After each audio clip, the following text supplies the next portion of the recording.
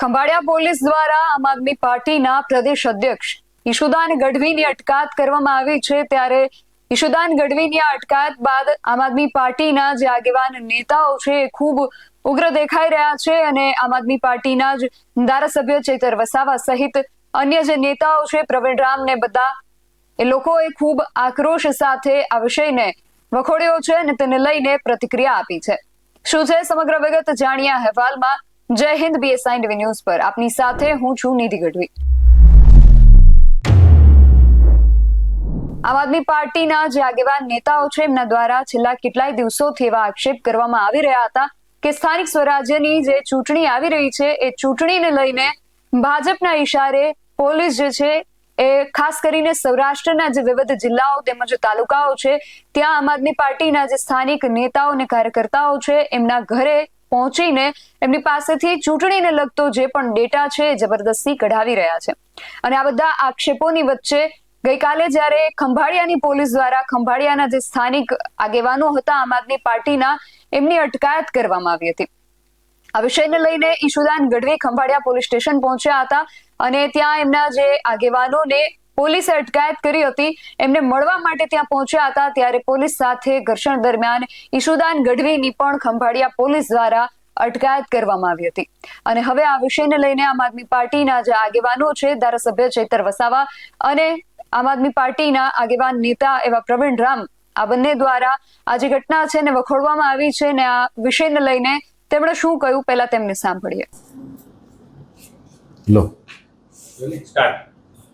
મિત્રો, છેલ્લા 2-3 મહિનાથી અને એમાં ખાસ કરીને માર્ચ મહિનામાં ગુજરાતના અમારા 150 જેટલા નેતાઓ પર ગૃહમંત્રી હર્ષ સંઘવીના ઈશારા પર સેમ પેટર્નની FIRઓ થાય છે।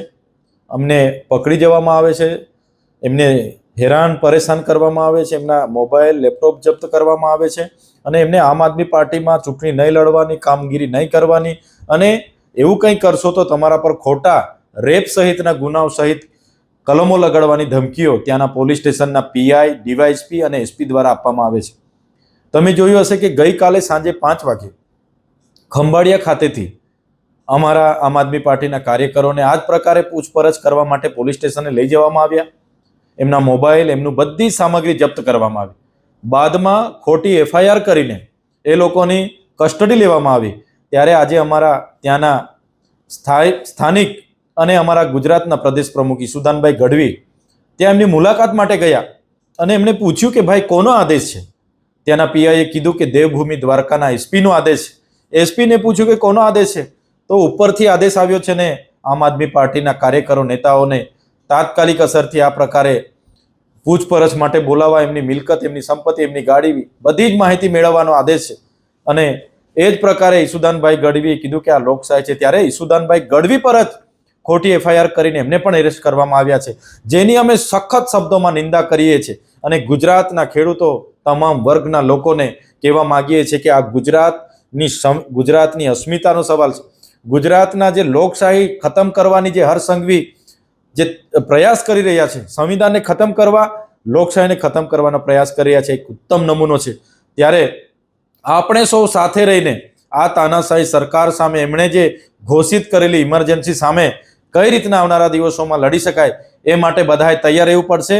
અને પોલીસને અને ભાજપને પણ અમે કહેવા માંગીએ છીએ, અમે તમારા ખોટી FIRઓથી, અમે તમારી જેલોથી ડરવાના નથી, અમે એનાથી પણ વધારે તાકાતથી લડીશું, કેમ કે આમ આદમી પાર્ટી એ આંદોલનમાંથી બનેલી પાર્ટી છે અને ઈશુદાનભાઈ ગઢવીને જે એરેસ્ટ કરવામાં આવ્યા છે એની અમે સખત શબ્દોમાં નિંદા કરીએ છીએ અને આવનારા દિવસોમાં એનો જવાબ અમે ઈંટનો જવાબ પથ્થરથી આપવાના છે।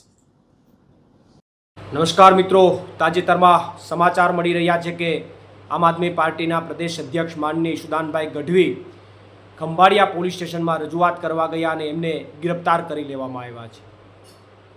ખંભાળિયાની અંદર ગઈકાલે આમ આદમી પાર્ટીના કાર્યકર્તાઓ ઉપર અમુક લોકો આવીને એમની ઉપર હુમલો કરે છે, એમની ગાડીના કાચ તોડી નાખે છે, એમને ઢોર માર મારે છે અને ત્યારબાદ એ આમ આદમી પાર્ટીના કાર્યકર્તાઓ માર ખાધા પછી પણ કોઈ પણ પ્રતિક્રિયા આપવાની જગ્યાએ પોલીસ સ્ટેશને જ્યારે ન્યાયની માગણી માટે જાય છે તો ત્યાં એમને ફરિયાદીની જગ્યાએ એમને જ આરોપી બનાવી દેવામાં આવે છે અને એમને પોલીસ સ્ટેશનની અંદર એમની ઉપર ફરિયાદ કરી અને એમને જેલમાં ધકેલી નાખવામાં આવે છે. ત્યારે આ બાબતની રજૂઆત કરવા, લોકશાહીની અંદર આ બાબતની રજૂઆત કરવા માનનીય ઈશુદાનભાઈ ગઢવી આજે જ્યારે પોલીસ સ્ટેશને જાય છે, અધિકારીઓને મળવા માટે જાય છે, ત્યારે અધિકારીઓનો સ્ટેપ બાય સ્ટેપ અધિકારીઓનો કાફલો ત્યાં જમા થઈ જાય છે અને છેલ્લી 1.5 કે 2 કલાક થઈ ગઈ હોવા છતાં પણ હજુ સુધી એમને બહાર નીકળવા દેવામાં નથી આવ્યા. સમાચાર એવા મળી રહ્યા છે કે એમને ગિરફ્તાર કરી લેવામાં આવ્યા છે. તો આ તો ભાજપની તાનાશાહીની હદ વટાવી ચૂકી છે. હિટલરશાહીની એમણે હદ વટાવી ચૂકી છે. સત્તા મેળવવા માટે કોઈ પણ લેવલ સુધી જવાની એમણે તૈયારી બતાવી દીધી છે. પરંતુ હું ચોક્કસથી એ ભાજપને પણ કહેવા માગું છું કે અમે લડવા માટે તૈયાર છે. જેટલા પણ તમારે અત્યાચારો કરવા હોય કરી લો. અમે આ રણ મેદાનની અંદર તમારી સામે લડવા માટે તૈયાર છે. અને ગુજરાતના ખેડૂતો અને ગુજરાતની જનતાને પણ અપીલ કરું છું કે આ રીતે એક ઈશુદાનભાઈ ગઢવી જેવા નક્ષિક માણસ, પ્રામાણિક માણસ, ભૂતકાળમાં પણ એની ઉપર દારૂનો ખોટો કેસ કરીને એમને હેરાન કરવામાં આવ્યા અને આજે પણ માત્ર રજૂઆત કરવા ગયા ત્યારે એમને ગિરફ્તાર કરી લીધા છે. ત્યારે ગુજરાતની જનતાએ પણ સપોર્ટમાં આવવાની જરૂરિયાત છે અને આવનારા દિવસોમાં તાલુકા પંચાયત અને જિલ્લા પંચાયતની અંદર આમનો બદલો લેવાની જરૂર છે. ખેડૂતોએ બદલો લેવાની જરૂર છે એવી ગુજરાતના તમામ લોકોને પણ હું અપીલ કરું છું. આભાર. પ્રવીણ રામ, પ્રદેશ ફ્રન્ટલ અધ્યક્ષ, આમ આદમી પાર્ટી. તો એમનું કહેવું છે કે આ પ્રકારની કોઈ પણ ઘટનાને અમે સહન નહીં કરીએ અને ચલાવી નહીં લઈએ અને એમના દ્વારા ભાજપ ઉપર આકરા પ્રહારો કરવામાં આવ્યા છે. હવે આગળ આ કેસની અંદર શું થાય છે, ઈશુદાન ગઢવીને લઈને હવે ખંભાળિયા પોલીસે અટકાયત કરી છે, તો આગળ આમ આદમી પાર્ટી આમાં શું પગલાં લે છે એ જોવાનું રહેશે. તમારું આ સમગ્ર વિષયને લઈને શું મત છે અમને કમેન્ટ કરીને ચોક્કસથી જણાવજો. આવા જ વધુ અહેવાલો સાથે મળતા રહીશું. તમે મારી યુટ્યુબ ચેનલને સબસ્ક્રાઇબ કરવાનું અને અમને ફેસબુક અને ઇન્સ્ટાગ્રામ પર ફોલો કરવાનું ભૂલશો નહીં. બાકી અવનવી અપડેટ્સ માટે આપ જોતા રહો BS9 TV ન્યૂઝ. નમસ્કાર.